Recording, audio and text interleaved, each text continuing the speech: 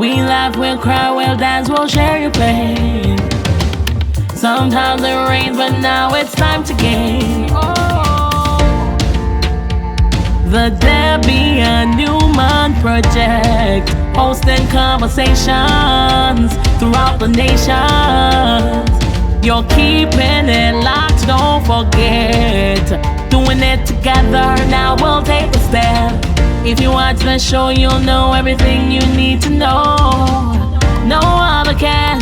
#1 entertainment show. Subscribe to YouTube so you'll catch it while you're on the go. Where energies flow, building each other, so we gotta grow.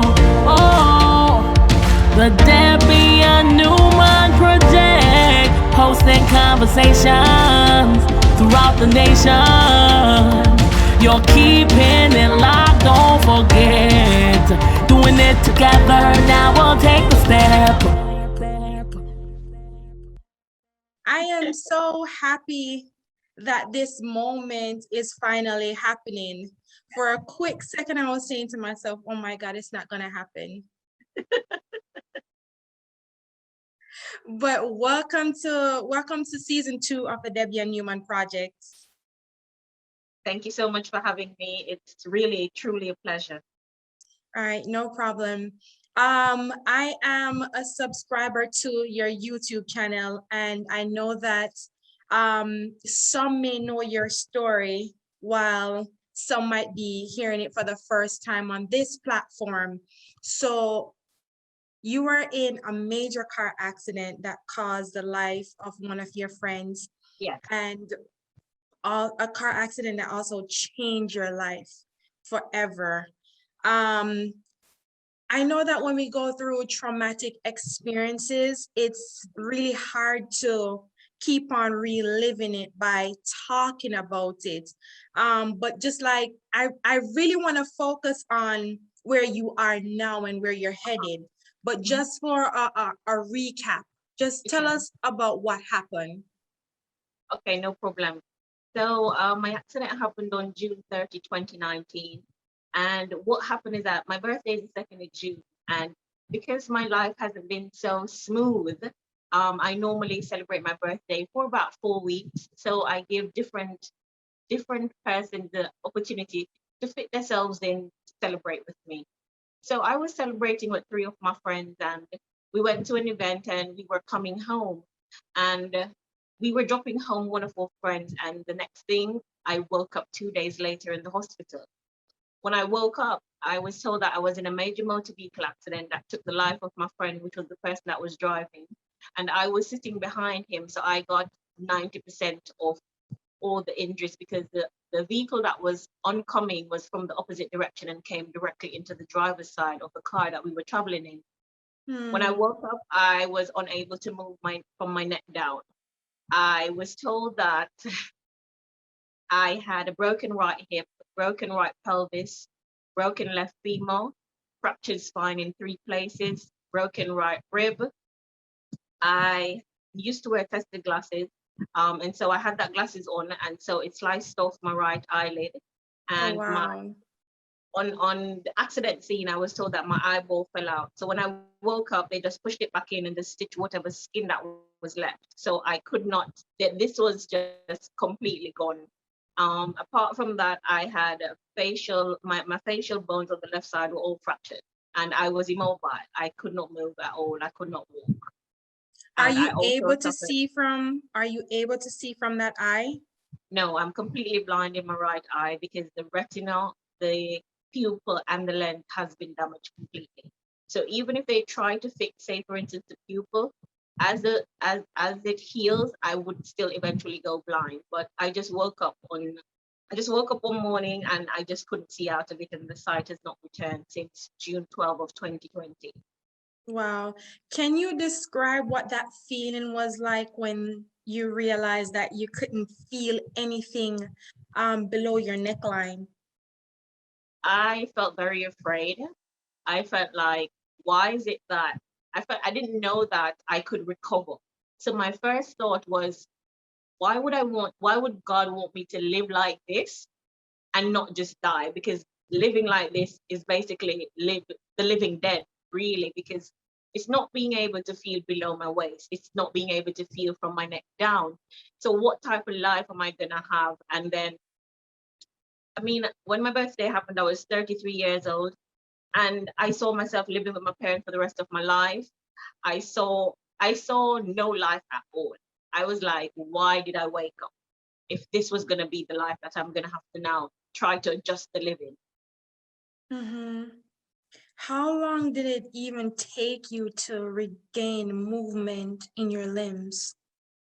Well, I was immobile for 8 months. The first time I was able to move would have been December of 2019.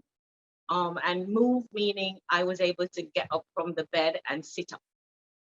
So even when I pushed myself, because I went right into physio, because to me, I couldn't wait. I didn't want to.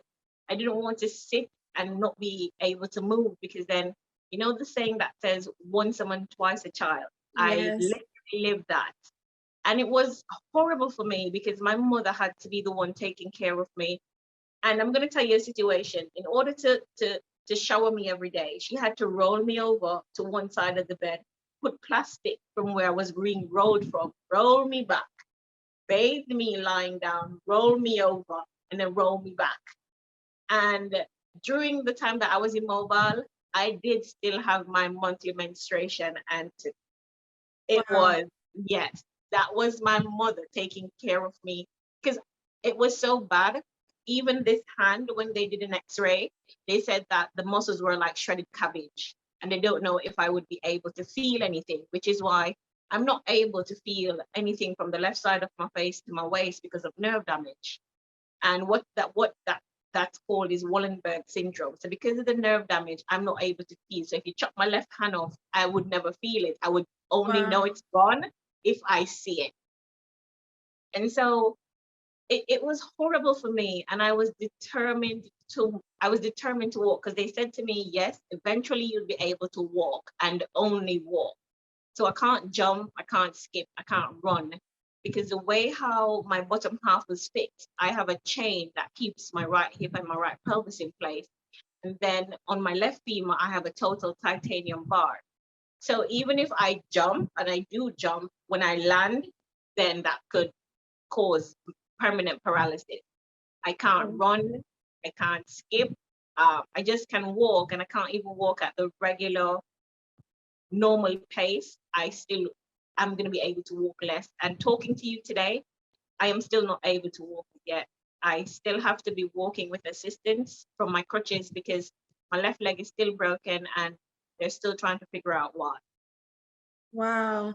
And coming from a place of complete independence, I know that that must be completely difficult for you, even though you have passed many obstacles, but an independent woman. I watched the video of how you guys was having fun at the party, Yes, just celebrating before. And I have to tell you that it brought me to tears, because it brought realization that even though I'm sitting right here talking to you, I could walk off this stool right now and something happened. I could walk through the door and something happens. Like we absolutely never know what's going to happen next.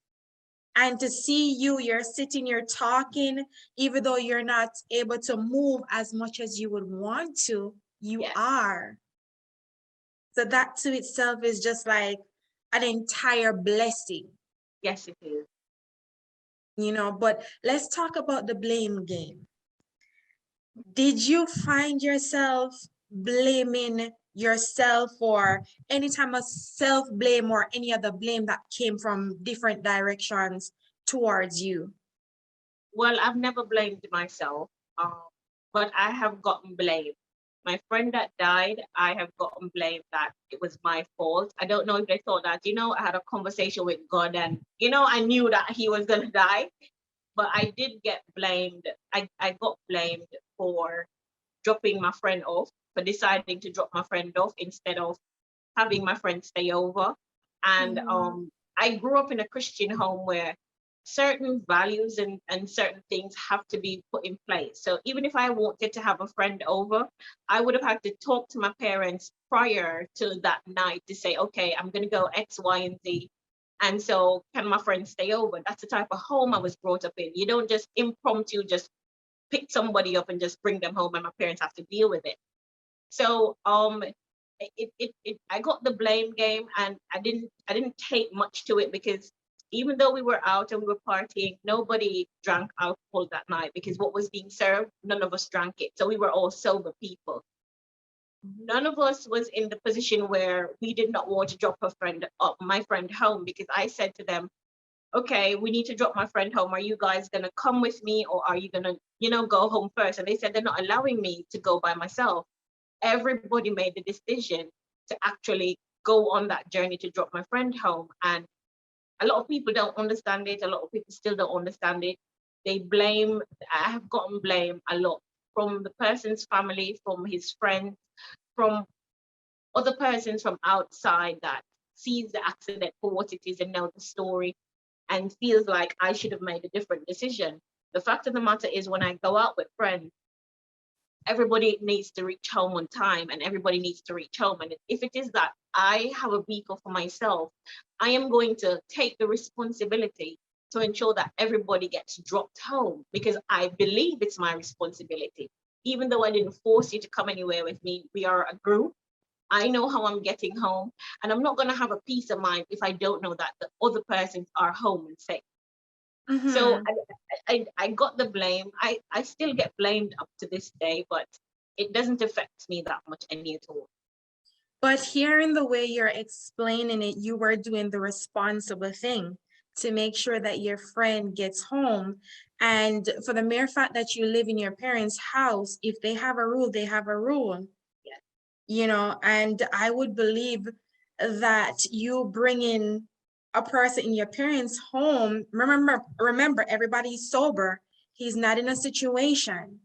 Exactly. You understand? So then the next step is to take him home and see him walk inside.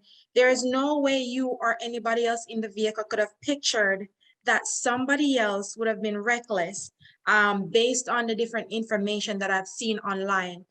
Maybe you could tell me the other person in the vehicle, that it was that person's fault. Was that person intoxicated? Yes, I was told that the person that caused the accident, they were intoxicated because they hit the vehicle before my vehicle, and then they came directly into my vehicle. So there was a vehicle traveling behind us with a family, and they were the ones that actually saw everything that happened and could relay the information, because they were even the ones that took out my friends out of the accident, and they tried to take me out, but based on the accident, my feet were actually lodged into the door. So the fire department had to come to take the jaws of life, take the door off before my feet could come off. And so they were able to tell the authorities that the vehicle hit the vehicle in front of us first, and that vehicle sped up, and then it just came directly into our vehicle.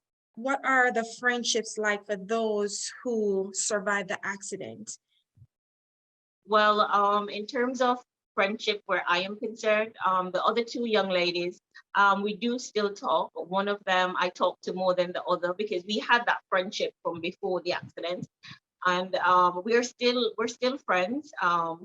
I don't know the relationship between the other two, but where I am concerned, I speak to both of them. We don't talk much about the accident any at all, because everybody's trauma in the accident is a little bit different, and everybody lost something that day. And so we don't try to talk about that. We just try to, see where each other is at mentally. We talk about everything else that's happening in life, and we do still have a good relationship, because one of those females are actually one of my very close friends, and that hasn't changed.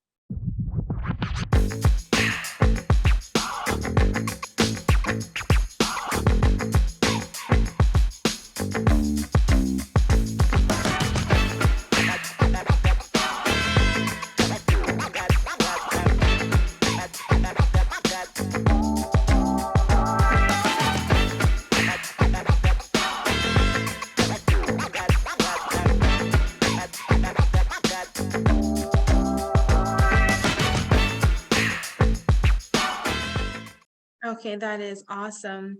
Um, the next thing though is that you had to you woke up with a completely different accent. And this is one of the things that drew me to your story because Yeah, Dina, this is like the movies. The only time that I've ever seen or heard this was in the movies yeah.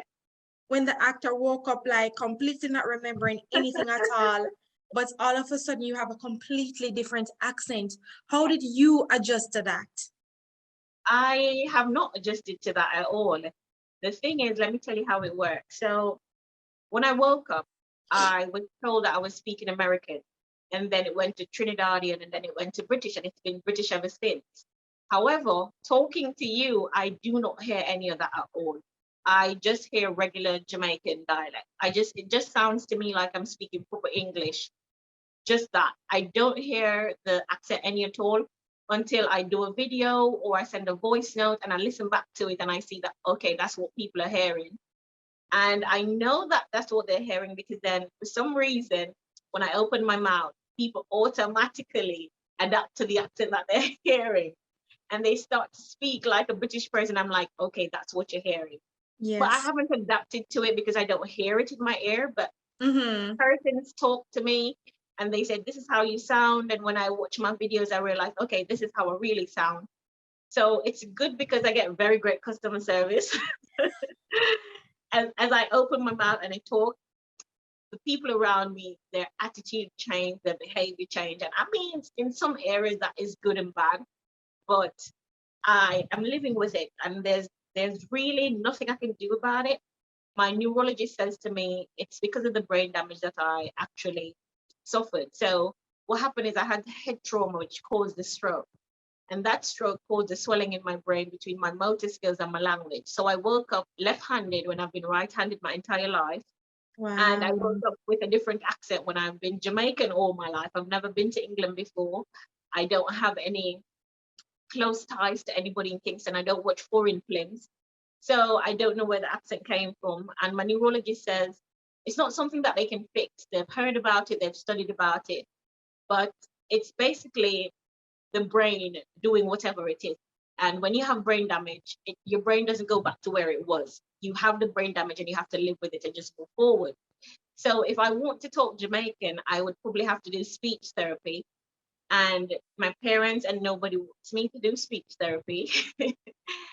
And what my neurologist has said is based on the fact of how the brain works, I can get up one morning and speak a totally different language from the British accent. Oh, I can have a wow. different language and I can have a different accent. So basically just have to leave it up to God at this point. Uh-huh. All right. So what about, this is amazing. What about people who then they know you your entire life and then all of a sudden you're British? Did you face any form of like discrimination from some of these people? Yes, I face discrimination from some of the people. I face discrimination from the public at large because I have done other interviews with like Smile Jamaica, TVJ, The Gleaner, and a lot of people feel like I'm faking the accent. Even now, persons are still thinking that I'm faking the accent, but I'm not faking it. I wish I could turn it on and off because now what happens is the more I recover is the less I understand patois. So if you talk to me in full patois, in a full sentence, I can only pick up certain words. You have to mix the patois with the English in order for me to understand what you're saying. So there is a disadvantage of foreign accent syndrome. But a lot of people still scrutinize, they think that I'm faking it. A lot of my friends have said when I get too emotional, they hear the patois chip in. But again, I don't know that unless You you have no record me. control. No, I have no control over it. And because of the type of brain damage that I have where there's a swelling, my neurologist has said I really have to keep my emotions under control, whatever the emotion is, because to be honest with you, Debbion, they don't really know what is happening to me.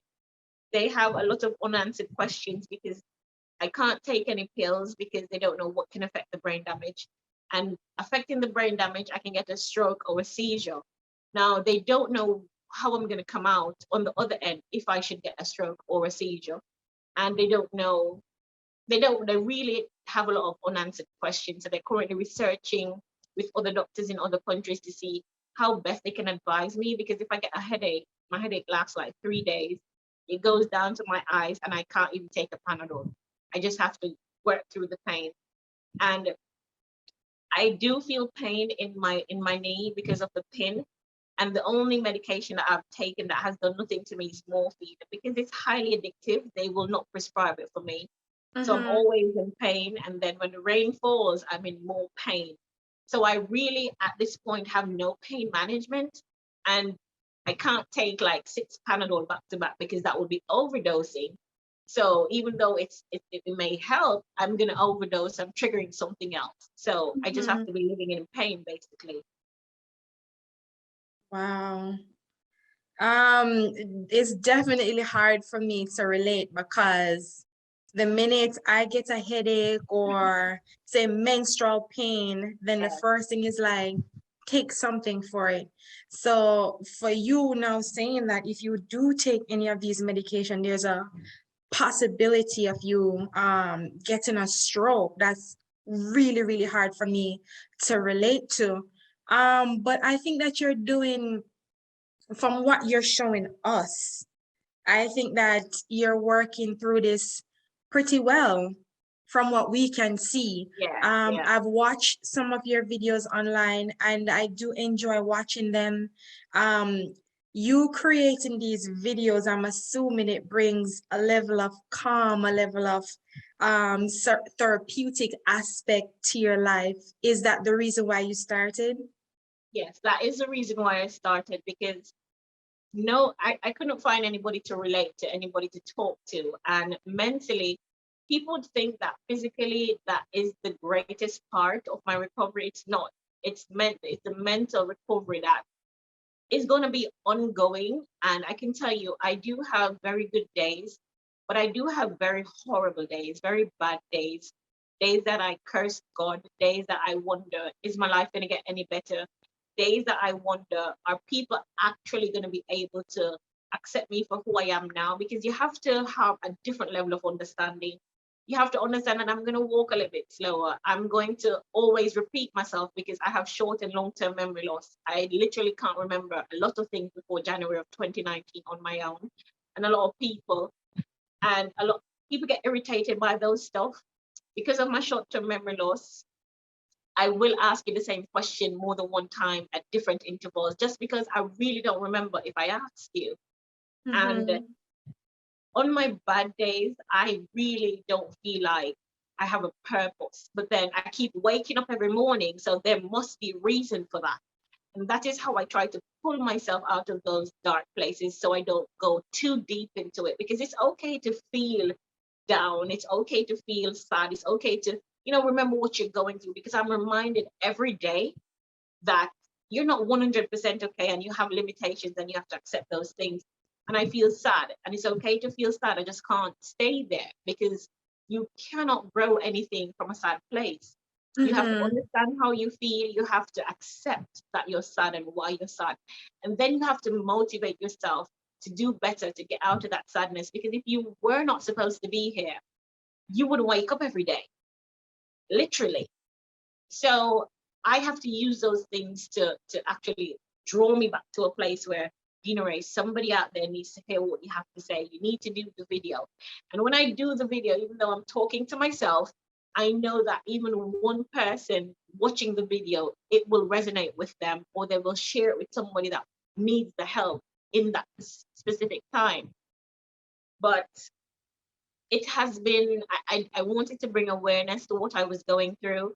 And I wanted to see if it could reach places where different doctors have gone through or have had patients like me, and they could reach out to me to help me or to tell me what I could do, especially for the pain management, how I can cope with it, things I can do, because I've tried natural remedies, I've tried artificial remedies, I've tried to lose weight, I've tried to pad up, I've tried to get heating pads. Nothing really works at this point.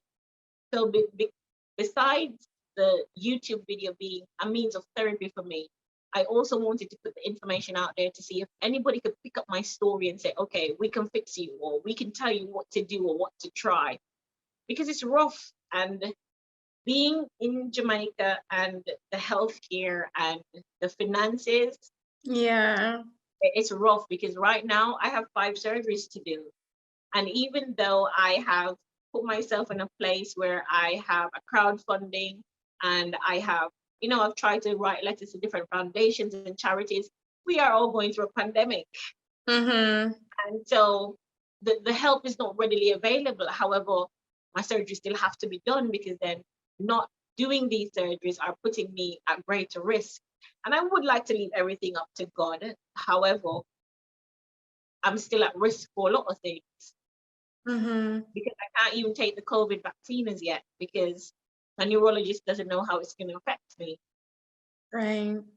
So it's just, I'm just really out here winging it a lot of times. Like it's just me and God because man-made medications, man-made solutions are really not helping me, or we don't really know if I should take it. So the best judgment is prevention rather than cure, because then if something happens to me, there may not be the tools or the resources in Jamaica to assist me. And I don't think that we're at a place where persons will do all they can or think outside of the box to actually help somebody to live. And so Mm-hmm. I prefer to stay in pain. I prefer to be in the unknown until something can be worked out, if that is what is going to help me to live a little bit longer. And I'm hoping that there might be somebody out there who watches one of your videos or see this when it's posted and say, you know what, I've been through this. I'm going through this right now. Let me reach out. I know that it is a difficult time and you are a strong woman. I see you fighting. You know what I mean? I see you fighting. And you're also a young woman who I'm sure you was out there, you was dating and, you know, being I was. Deana-Rae. Yeah. So How is that process going now? Or have you put that to the side? I know that the pandemic hit and, things like that, but is there any room for anything like that?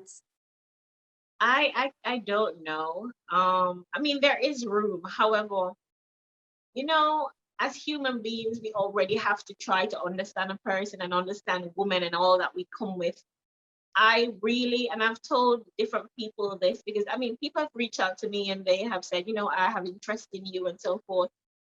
I feel personally within myself, it's unfair to put somebody in a situation to get to know me because I have so much ailment, right? And Mm-hmm. they're ailments that no, I can't do anything about it, but are they going to understand that they can't do anything about it as well? And then even I'm not, I mean, I think beauty comes from within and I have an awesome personality, but is Mm-hmm. that going to be enough for somebody? Because I'm blind in one eye, that's never going to change. I mean, I do have reconstructive surgeries. That's one of the surgeries that I have to do. I don't know where my mobility is gonna take me because then I'm pushing to walk without assistance and I'm being banned from doing that because we have to ensure that the leg heals. There are a lot of unknowns medically. So I feel it's unfair to put somebody in a position where they're gonna feel literally, they're gonna at some point they're gonna feel helpless because I'm gonna be in pain, they can do nothing about it. We're gonna have surgeries to do and they probably can't do anything about it. And my independence is something that is very important to me. And when it comes to a relationship, I think everything should be 50-50. So I don't have the Mm-hmm. mindset that, okay, what the society says that, okay, a man should be the head of the house and a man should take care of everything. I don't believe in that. One, the Bible says the husband is the head of the house, not the man. And secondly, I believe that as a woman in a relationship, you should be able to bring something to the table. And my independence is something that I'm working on now because then there are going to be days where I feel like, okay, if I'm talking to somebody, I should be able to buy you a gift. I should be able to do something nice for you. I should be able to plan something for ourselves where I don't have to depend on your finances. And so that is another thing that, kind of deters me from getting to know somebody in a intimate type of way because then I'm still now having to build back from that. And then not all jobs that I qualify for are remote. And I have to Mm-hmm. lessen my movement as best as possible. And so between not being independent a certain way and between thinking that, I'm going to be unfair to put somebody in a position to get to know the Deana-Rae now, I don't put dating aside. I have tried a little bit, like to get to know somebody new, but then I get bored very easily because I'm a sapiosexual. So if you can't challenge me mentally, then I automatically get bored and that's it. But I'm not gonna say it's off the table because one of my heart's desire is to be a mom. Mm-hmm. Even though with my accident happening, my doctors have said yes, I can still have that dream. However, it's gonna take a little bit more than the regular woman, and I understand that.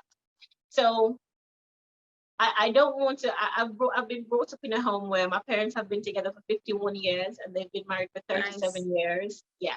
So I'm not going to want to deviate from a home like that if I'm supposed to bring a child into the world. So, there's a lot of things floating in my head, but I can tell you that dating is not off the table, but I'm very cautious, very, very cautious, especially the fact that we're in a pandemic and I have underlying issues and I can't take the vaccine, so I have to be careful about that as well. So it's like a whole lot of moving parts, but I believe that God will always have my back. So I'm leaving it up to Him to provide that person for me. I think you're overthinking it a little bit. Yes, I absolutely think you're overthinking it. What is to be will be. And we hear in our Jamaican culture all the time that what is for you can be unfor you. You understand? So I think it all comes down to time and patience. And I do realize that you're not really in a rush. And it's a blessing that the doctors have said that you are still in a position to become a mom, because that would have been my next question. Yeah.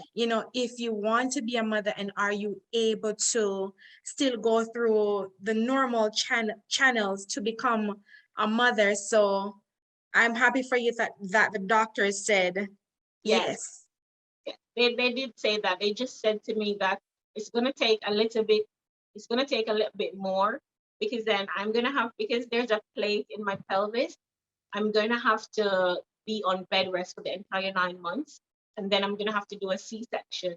And, over the course of pregnancy, then I would have to be seeing both public and private facilities because they have to watch everything, because I do have an entire bottom half that's metal.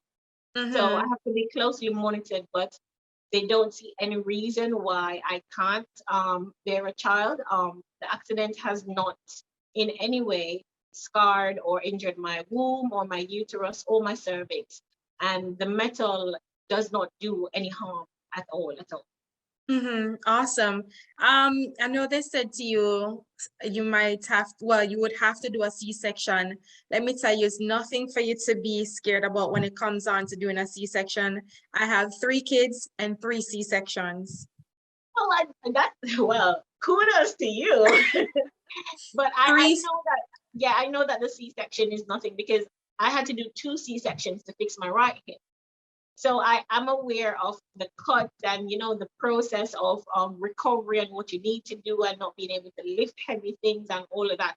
So I'm not scared about the C-section. I just think about the timing between my age and how my body's recovering and finding somebody and all of that. That's what I mostly think about. But as I said, I leave it up to God and timing and everything, because I do think that the major thing from my accident is learning patience, because I wasn't born with that at all. So I think one of the major lessons of me being in this accident and recovering is that I really need to learn on patience, and I really need to accept that timing is everything. Do you believe that with your accident comes a lot of sympathy from people instead of understanding and support? I think they're 50-50. Because then the people that are closest to me, they don't give me sympathy or pity. And my parents are my parents, but people that are close to me, they don't pity me. What they try to do is, they will check in on that and ask me, how do I feel? Or every time they see the rain fall, they will reach out to me. I know the rain is falling. I know you're in pain, when I'm here, if you want to talk to me, some of them will reach out and talk about everything else just to distract me from what is happening because the rain is falling. But people that don't know me, that are in the public, the majority of them, they see me as a walking miracle. And they will always say, I'm blessed, and they're happy that they can see me recovering. And they, they give me a word of prayer or they give me some encouragement. But there's still some people that they literally pity me. And these would probably be the people that are in establishments. Like I go in and I'm on crutches. It's more of a pity thing to help her, to let her, get out of the environment rather than, I understand what you're going through, let me help you. And then in my head, I still want to try to do the regular things. Just because I'm on crutches, you don't always have to give me special attention.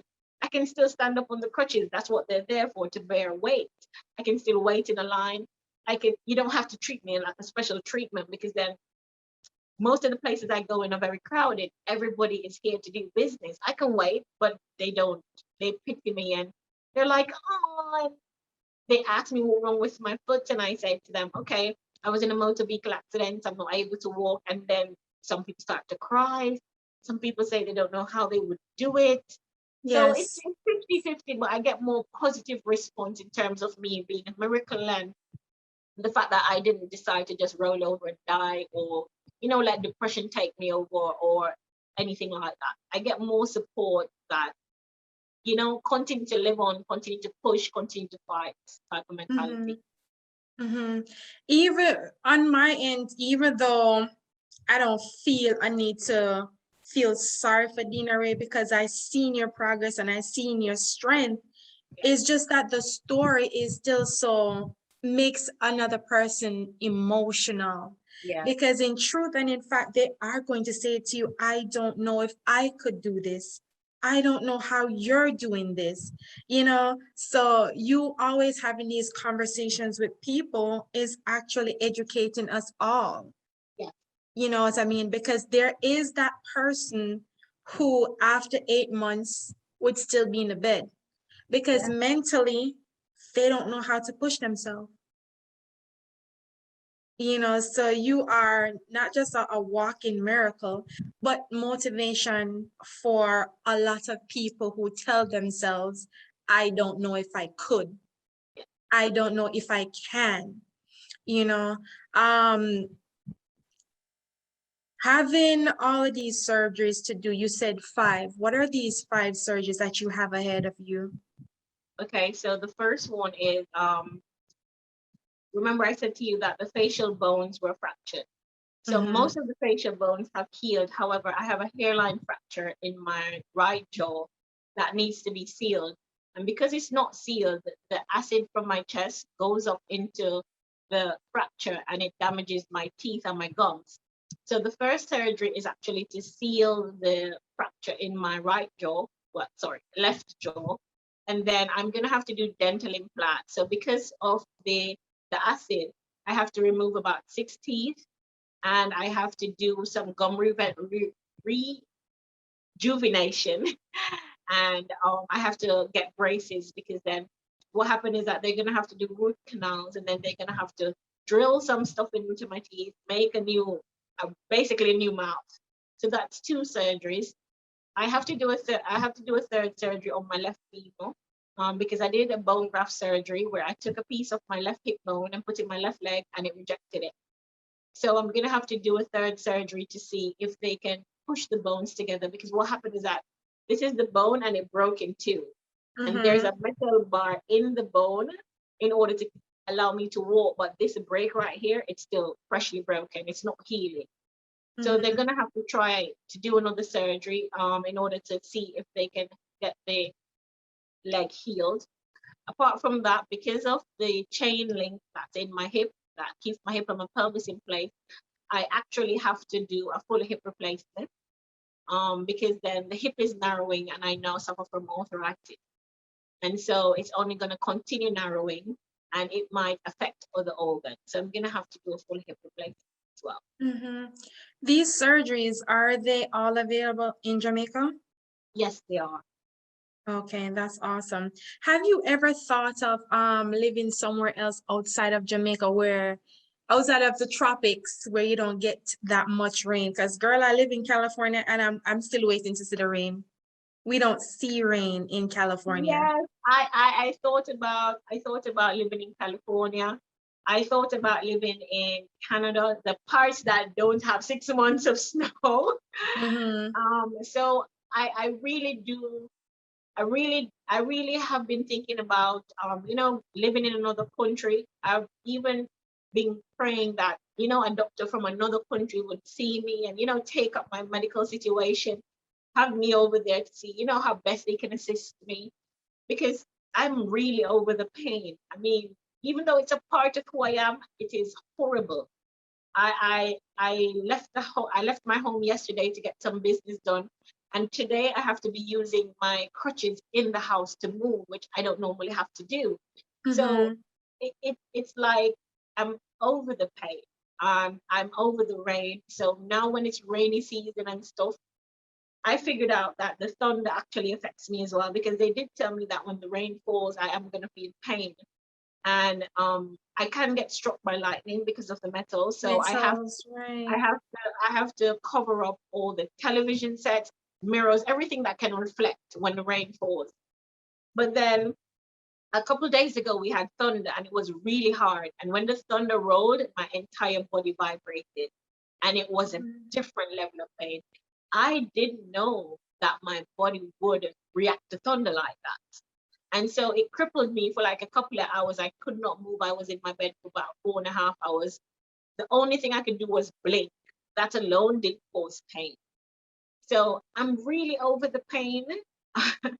So if I could live in a country where it's mostly sunny all the time, that would be great for me, because I can tell you, when the rain falls, when it rains, it pours. Oh, wow. And and, Mm-hmm. and, and, and it doesn't matter where I am. The pain may come on slowly, or it may just come and hit me right away. And then the longer and the harder the rain falls, the more pain I feel. Mm-hmm. Since 2019 and now, the other day when you felt all that shock from the thunder, was this the first time that's happening to you since that time and now? Yeah. So is this something considered new? Yes, it's something considered new.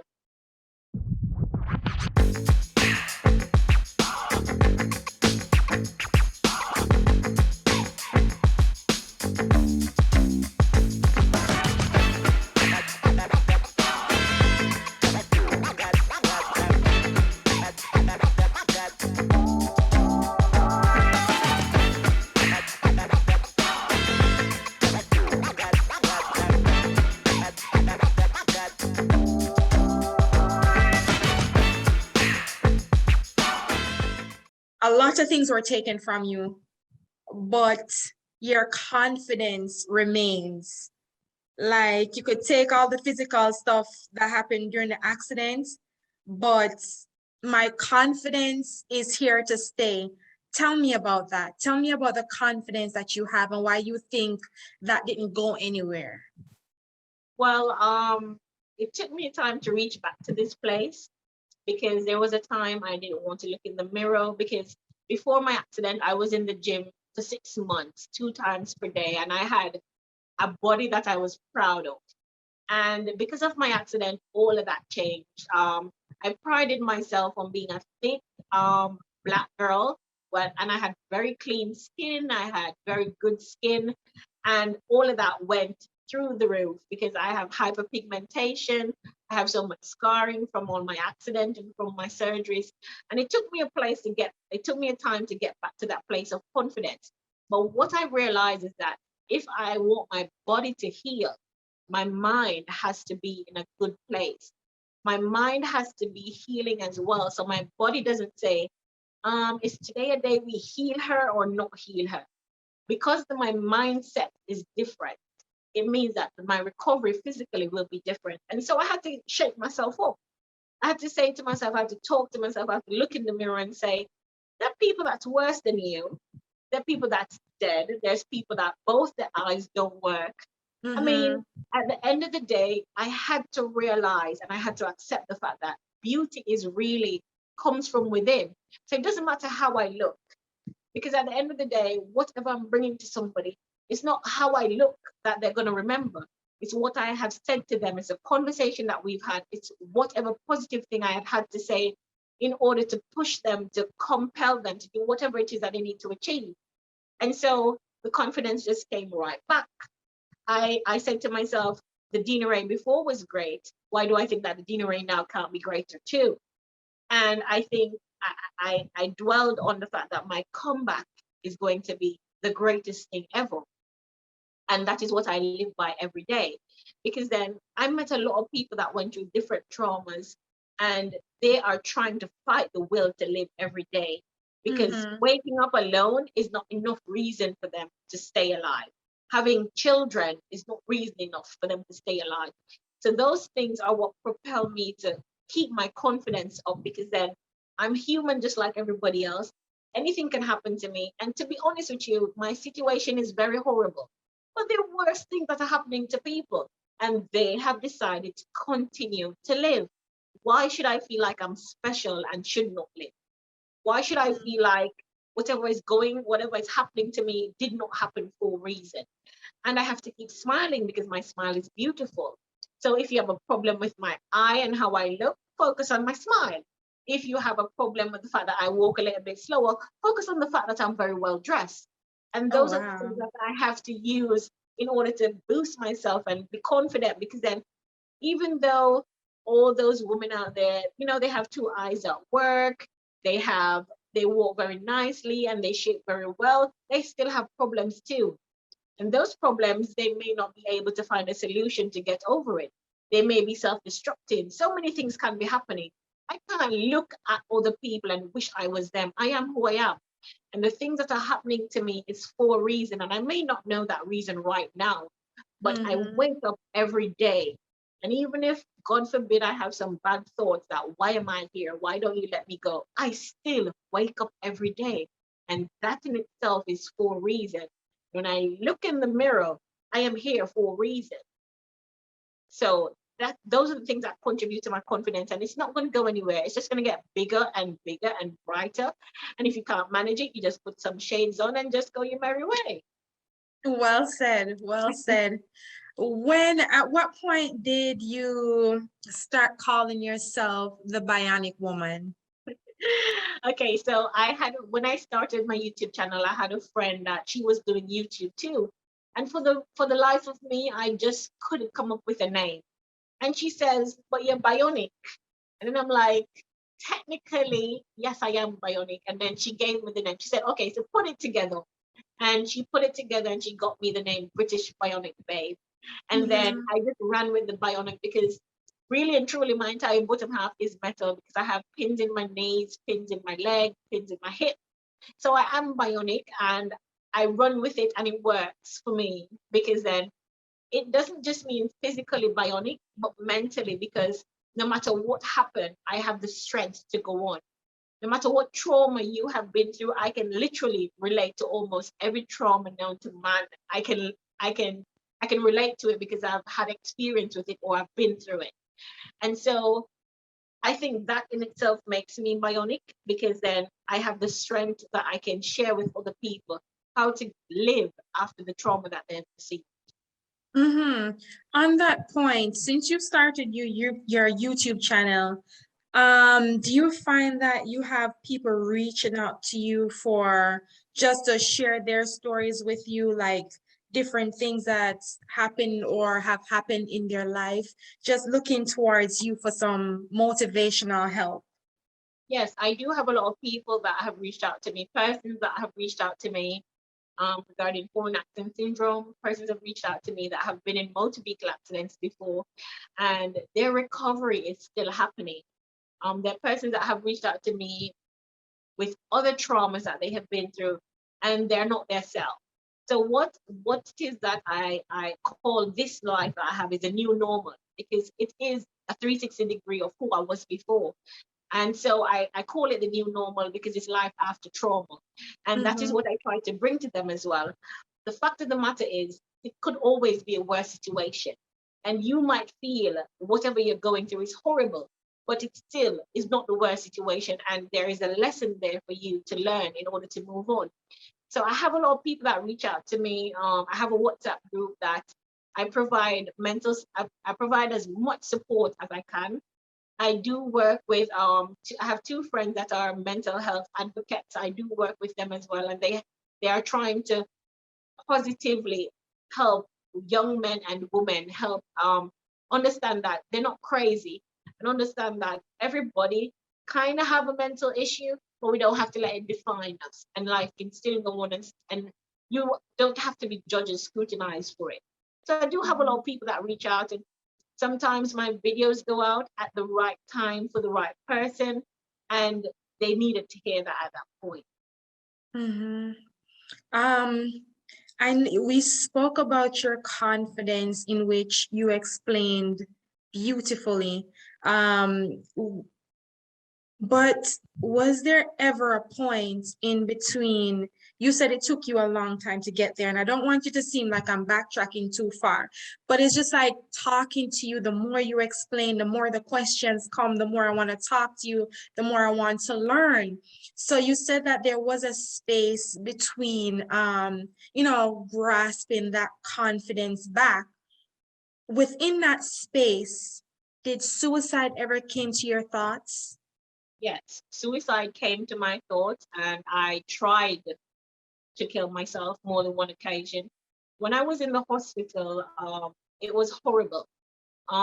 In terms of the environment, in terms of the pain, I I I didn't see any reason to live, and I thought to myself, I mean, if I die, yes, my parents are gonna be upset and they're gonna be sad, but they get over it. I thought about, okay, if the bed is high enough and I rolled off the bed, okay, I probably break a rib and it puncture a lung and I die. And I rolled off the bed a couple of times and I never died. It just never took, to the point where the nurses had to have somebody be looking at me every step of the day because they didn't want me to try to roll off the bed on purpose. Even when I came home from the hospital, I had very dark thoughts because I could not I could not believe that this was happening to me. The fact that my mother had to be bathing me, feeding me, moving my hands and legs. And then I had to put on a smile and I had to be positive when people came and saw me, when I didn't feel like that on the inside. But I had to portray that because I didn't want her crying around me. And my mother fed off my energy. So if she saw me not smiling or not being okay, she automatically gets to that place. And my mother worries very easily. I don't want to be the reason my mother worries and then gets sick and then something happens to her. Then who is going to take care of me? Because, the way how my mother took care of me is different from the way how my father take care of me. And so I had to be pretending during the day, and then at night when everybody is asleep, I'm thinking of ways of how am I gonna kill myself? Or I cry so hard and so much because I'm such in a dark place, because then I'm thinking about who is gonna love me? Why are all these people coming to see me when I was good? Half the time I didn't even talk to them or see them. And I thought of so many ways in order to just not be there. I took pills. I didn't eat for days. I tried to find every way not to be there. And no matter what I tried, didn't work.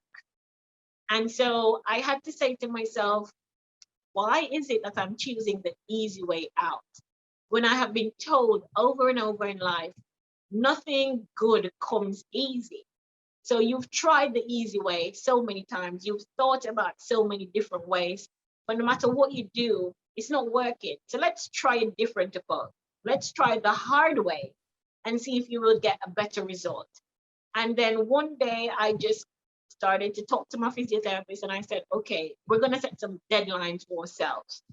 And so the fact that I set those deadlines for myself, where I need to learn how to get up off the bed by myself, I need to learn how to sit up, I need to move from a wheelchair to an actual chair, to a walker, to a cane. Those are the things I had to use to push myself. And at first it was very hard because I still had those suicidal thoughts. I still had those thoughts of not feeling like I'm no longer enough for anybody to be my friend or anything. I felt like a burden to my parents because then financially, they were the ones that were dealing with everything. And they had no help. They didn't take any loans. They did everything. So in my back of my head, I'm like, so the retirement money that you guys are supposed to live off of, that has now gone to me. And so I felt so bad for my parents, but they made it seem like we're your parents. This is what we're supposed to do. We're supposed to take care of you. And I'm in my head, I'm like, 33 years old, I'm going to live with my parents for the rest of my life. Who is going to want to be with me? Who is going to want to be my friend? I'm always going to be a burden to my parents. So those thoughts took a while to remove themselves from my thought, because then if I was a burden, even though my father wouldn't say it, my mother probably would. So if I was a burden, I would see it. I'm not seeing that.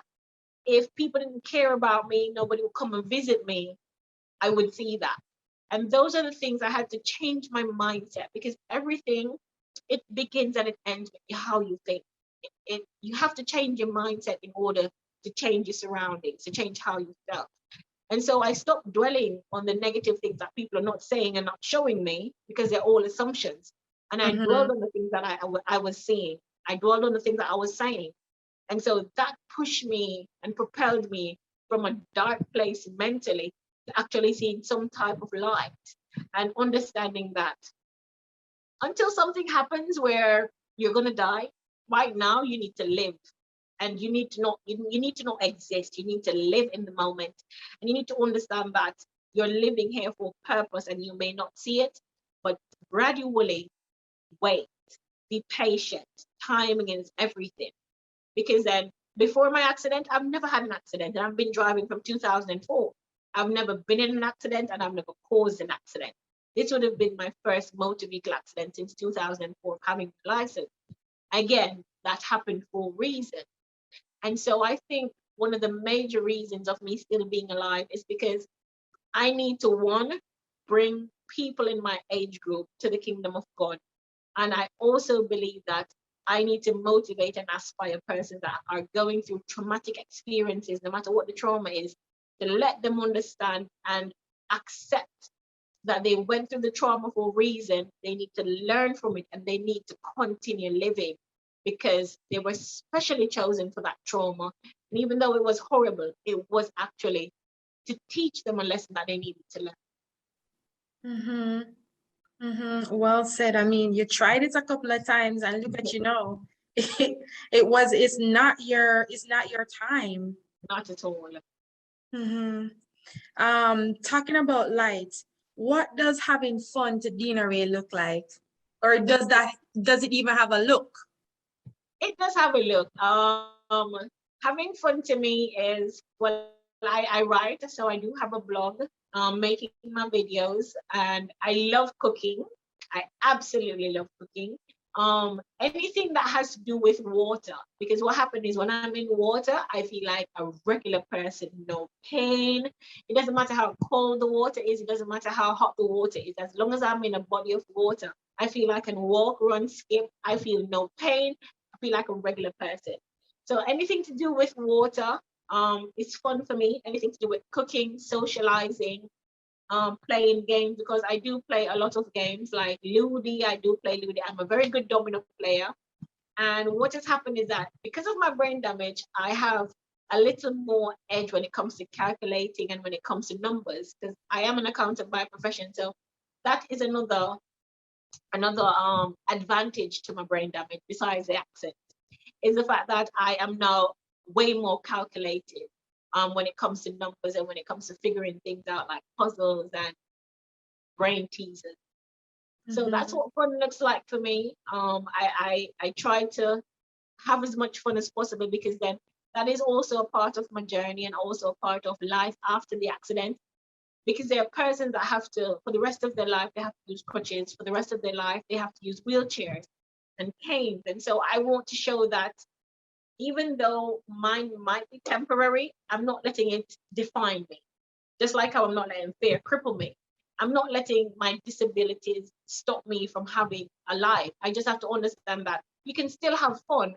It's just that you have to have fun with the mindset that you have limitations, and that you need to know when pushing yourself is too much, and when you have to, find a different way to have fun. Right. What is your hope or your dream for yourself, say, for the next 5 years from now?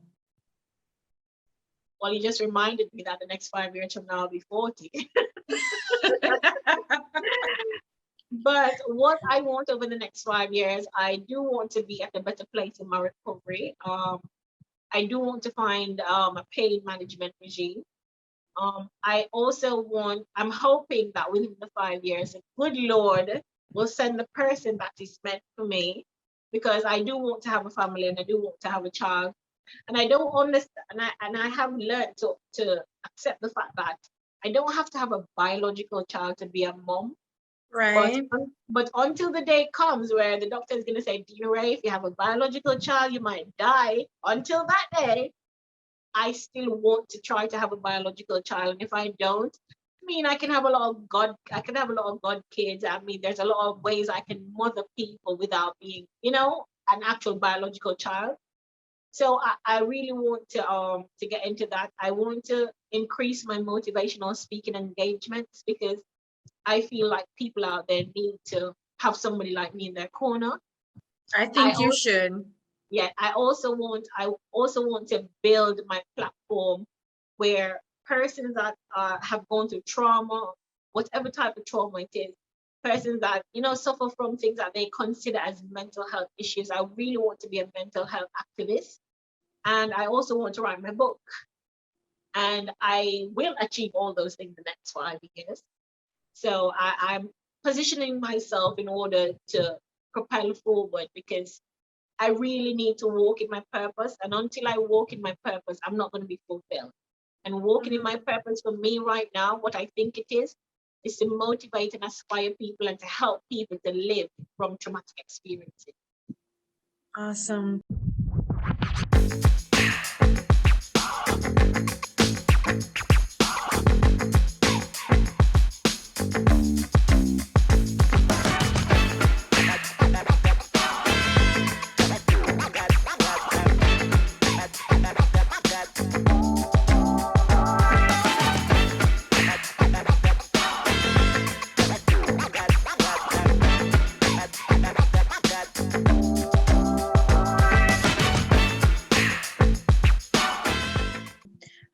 When it comes on to Deana-Rae, our British Bionic Bay, what is it about you that you think people don't know, and they have this big misconception of who you are, and you have that opportunity right now to clear it up? What would that be?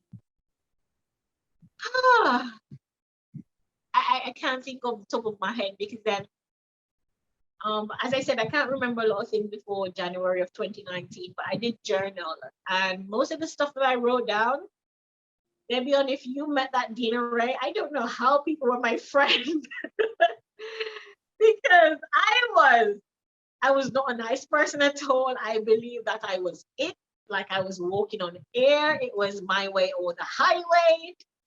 And I had this superiority about me. But since my accident, a lot of people have said that my personality in that way has changed. I'm more humble now. I am more forgiving person. I'm a more understanding person. So the person I was before is no longer there in many aspects. However, a lot of preconceived notions that people might have of me is that I am not honest about my recovery. I'm not honest about what it is that I'm going through, and I am. I don't believe that. Well, I always tell people social media is not a real place. However, it's not all about the sad story for me. It cannot be about this. It cannot be about the sad story for me. Yes, the sad story happened, but life happened. Life is still happening. Life happens after that. So people are conflicted that, okay, I say I have 5 surgeries to be done. I said I'm in pain, but yet I post nice pictures on Instagram because I'm still living. I still do go out. I still go to different places. I still eat out.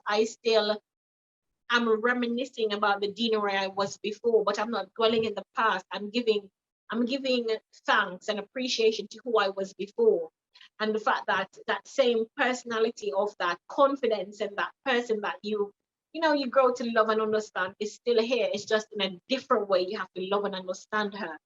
And so that is probably the only thing, because I have gotten questions about it. I'm actually about to do a video about it, because people keep saying to me I'm fake because I say that I have 5 surgeries to be done, but yet I'm posting on social media how I'm nice and how I'm this and I'm here, there, and everywhere. Yes, I am here, there, and everywhere because life is still happening. Sometimes mentally, the days that I go through, I don't want to be in the physical space that I am, and just moving from one environment to the next. You have a breath of fresh air, you have a different environment. And that's what I needed to probably clear my head to understand that you're still on this journey. Accept where you're at.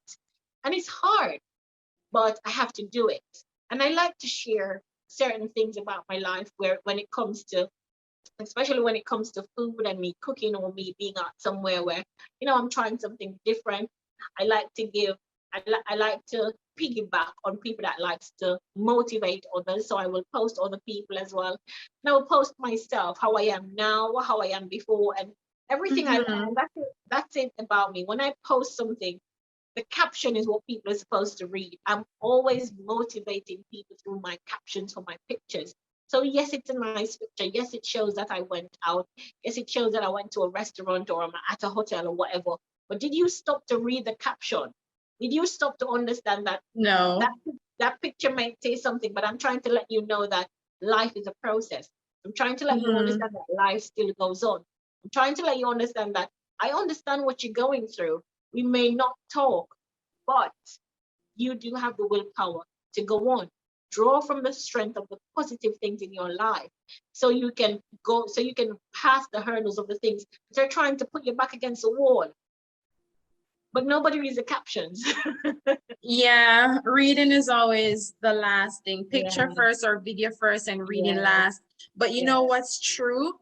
For the naysayers, Yes. if you had posted pictures of you in a wheelchair and you're doubled over and you just look your worst, you know what? They would still say Deana-Rae's faking. Yes. So there's no winning situation right there. No. Blessed love to everybody who's supporting you like myself, but for the naysayers, they're always going to be naysayers. Always. Always. Yeah, definitely. I've seen this time and time again. From 2019 until now on this journey, what would you say is your most memorable moment during this recovery period? My most memorable moment is I was at a very dark place in my life, and God literally had somebody drop out of the sky, out of nowhere, wanting to get to know me. And he actually saved me when I didn't know I needed to be saved.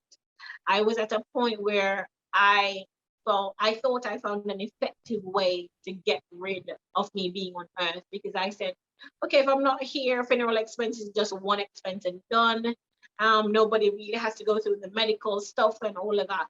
And he just appeared out of nowhere in my inbox. And, I just talked to him because at that point I had done my first interview. And I thought he was just another person reaching out based on, the interview. But he didn't see the interview. He knew nothing of me. It was just the fact that I was on TikTok at that time. And that was another means of therapy for me. I was on TikTok and he just joined TikTok and he was just scrolling through and saw a video of me and thought that I made very funny videos and reached out. And when I got to talking to him and when I got to, really get to know him, he, based on his purpose, and his purpose is literally motivating and youth development and aspiring people and pushing people to be their best self. I didn't know I needed that at that point in my life. And the night when I decided that I was going to be over with everything, I didn't speak to him the entire day. And when I didn't speak to him the entire day, I was like, okay, another one. It's just another one.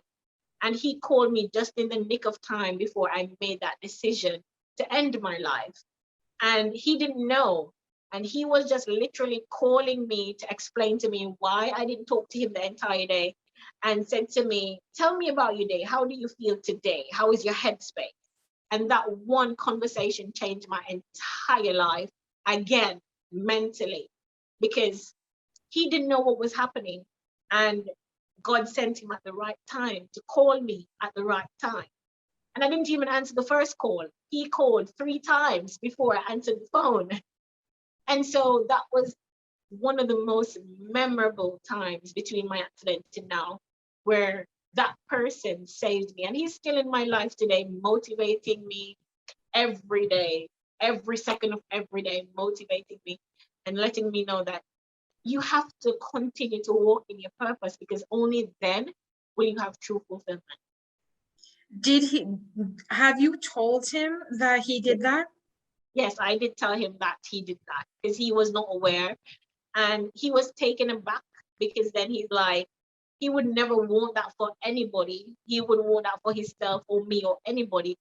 So when I did find the courage to tell him, it's like it pushed him to motivate me even more. And he's always on me about my goals, about what I need to achieve, about the things that make me who I am. And he has not stopped. It's like I just gave him more ammunition to be there to motivate me and remind me on the days that it's like he can feel when something is off. He calls and he's like, okay, so what's going on now? Type of situation. So it's been good. He has been a consistent support to me through everything that I'm going through. And he doesn't treat me in a way where I am handicapped or I have to walk with the crutches. He allows me to do the regular stuff, even though he knows I'm going through pain. It's like he says to me, I understand that you want to feel as normal as possible. So I'm always here to catch you if you fall, but I'm going to allow you to do the regular stuff, because I'm not going to pity you and I'm not going to be soft with you, because I don't think that's what you need. I think you need somebody to always allow you to face the reality. And if you stumble, then I will be there to support you to get back up. But I'm not going to pity you. And he has not pitied me any at all. What a blessing, don't he? Yeah. Yeah. Wow. At that right time, at that moment when you thought you was ready to do this. And this is a complete stranger. You've never seen him or met him before. Nope. The first time he met me was when he joined TikTok, and he was just scrolling through TikTok and saw a video that I did, and he went on my profile and watched my videos, thought I was funny, just messaged and said hello. And I actually took 2 days before I saw that message to respond to him. And when I responded to him, we just started to have a conversation, and it just flowed. It was natural, like we knew each other our entire lives. And he's never heard about me. He didn't see my story. He didn't know my name. I was literally a complete stranger that he just met on TikTok and thought my videos were funny. Wow. That, you know how sometimes we're going through things and sometimes all we need is that one text message, that one phone call, or Yes. that one knock on the door. And look at that. Yes. Look at that blessing. He called you at the right time and you ignored him. On the third call, you answered. And that changed your whole being at that time and your thoughts. Yes. Complete blessing. Have you been able to meet this person in person? Yes, I have. Yes, I have. I have met him in person, and we're in close proximity. I see him almost every day. Yeah. So yeah, so I have met him, and he's been a consistent support. He doesn't drop the ball when it comes to support, and he doesn't drop the ball when it comes to living in purpose and walking in purpose. None at all. Do you believe that this could possibly be a love interest? What do you think? I think what is to be will be. What is to be will be. That sound like you think so. There's a possibility.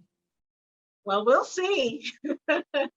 I like that. I like that he was there for you at that time when you needed that person. So kudos to him. For that person out there who is facing what they would consider to be the worst, and the tunnel is so dark they can't see the light.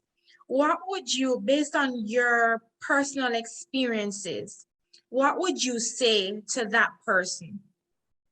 Okay, well, what I would say to that person is that it's okay that you feel the way that you do. It is a natural emotion because you are going through something traumatic and you are going through something that you didn't expect that you'd ever go through. But in order to reach to the other side, you have to accept what has happened to you. You have to try to understand why it has happened. And then you have to feel the emotions, accept the emotions for what they are, but you need to want more for yourself. Because you need to remember, before this happened to you, you were okay, you were living, things were, you had goals that you were working on. This traumatic experience is just a bump in the road. It's just a little detour. And when we detour, it's always to find a different direction to get to our end of our journey, to our destination. And so, as somebody that thinks that they're going through the worst, you are not. It is the worst situation in your life, yes, but it's not the worst that you're going through. And the fact that you're able to identify what you're going through, and the fact that you're able to understand that there is a minor possibility that I may get better, all you need to do is motivate yourself to get to that possibility of things are getting better, because it will get better. We have to understand that timing is everything.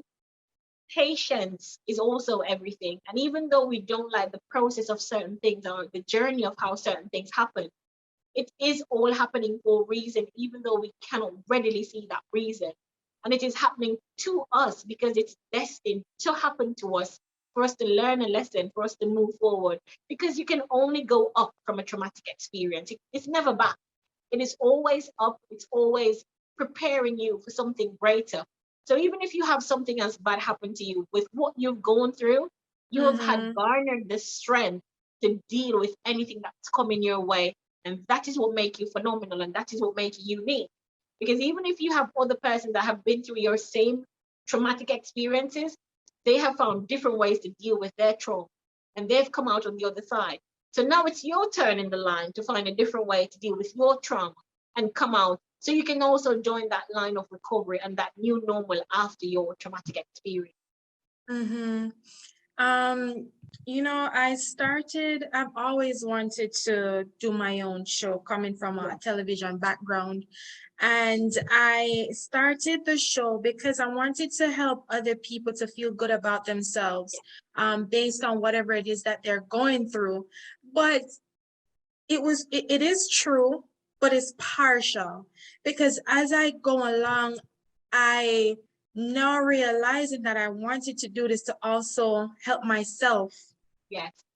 You know, so you do your videos because it's therapeutic to you. Yeah. And I do these interviews because it will help others, but at the same time, it's helping me. And I want to thank you for being here with me on my platform and sharing your story. And you should definitely keep on working on your motivational channels to help other people, because I know you might see, but you don't see the entire picture, that you are great. You are great. The way you speak, your choice of words, you are great. And I know that when I put this interview out and other people who will be seeing it, they will be touched. They will be motivated the same way I am, you know, feeling motivated right now to push on. Yeah. You understand? And not get to up that dark place that's not needed right now. Yeah. You understand? So thank you for being you. Thank you for being great. And thank you for being here with me on the Debbion Newman project. If you've made it this far, that really only means that we're at the end of another conversation. But just before you roll into the next episode, it's time for you to like, share, comment, and subscribe. Catch you on the next episode.